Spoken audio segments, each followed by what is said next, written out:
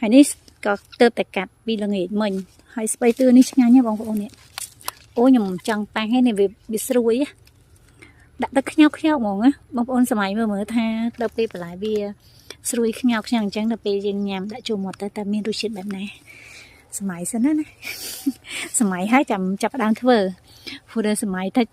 វាមានរសជាតិបែបណាបងប្អូននឹងចាប់អារម្មណ៍ហើយចង់ដាំវាណាអានេះពេញប៉ោះ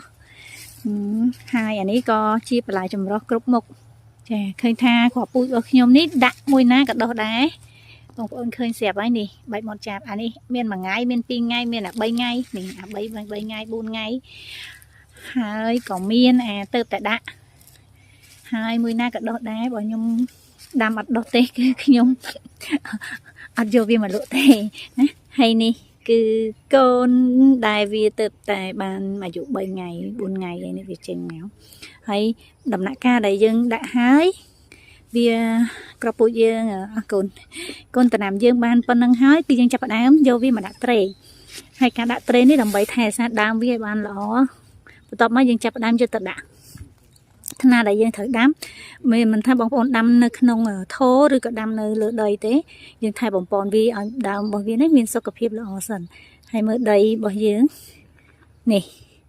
បងប្អូនឃើញដីដាំដីបណ្ដោះយើងហ៎អញ្ចឹងគ្រាប់ពូជល្អក៏ត្រូវការដីល្អដែរនេះមើលរើសគេឬឡើងណែនអញ្ចឹងចាប់ពីប៉ុណ្្នឹងទៅបងប្អូនចង់បំបែកដាក់ថូក៏បានចង់ដាក់ថ្នាលដីដាំខ្លួនឯង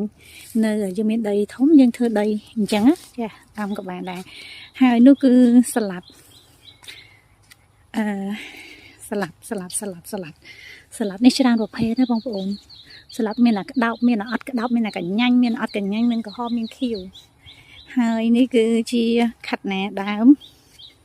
ចាហើយខាងនោះក៏ជាស្លាប់ហើយនឹងខាត់ណាដែរតើមើលម្ខាងទៀតបន្ទាប់ពីរងបន្លែដែលយើងដាំហើយខ្ញុំឆ្លៀតញាត់ស្លឹកខ្ទឹមផ្ទីចាឆ្លៀតញាត់វាចូលគ្នានេះមានទាំងកូនស្លាត់ណានេះទៀតនេះស្លាត់ក្រហមហើយដោយមកមួយហើយពួកប្រភេទខ្ទឹមពេទ្យអីហ្នឹងគឺយើងចម្រោះមកនេះក្នុងគ្រួសារយើងដាំបែបហ្នឹងគឺយើងបានញ៉ាំគ្រប់មុខអានោះគឺត្រប់ហើយខែនេះគឺចិត្តប្រម៉ូសិនលក់ហើយមានដាំវាឲ្យធំឲ្យបានខ្ពស់បន្តិចហើយនេះគឺផ្កាប្រូកូលីចាប្រូកូលីនេះក៏ដល់ពេលដល់ត្រូវបេះដែរនេះហើយបងប្អូនមើលបន្លែយើងនៅផ្ទះមានគ្រប់មុខអញ្ចឹងបងប្អូនចង់ធ្វើអីញ៉ាំណាចង់ធ្វើអី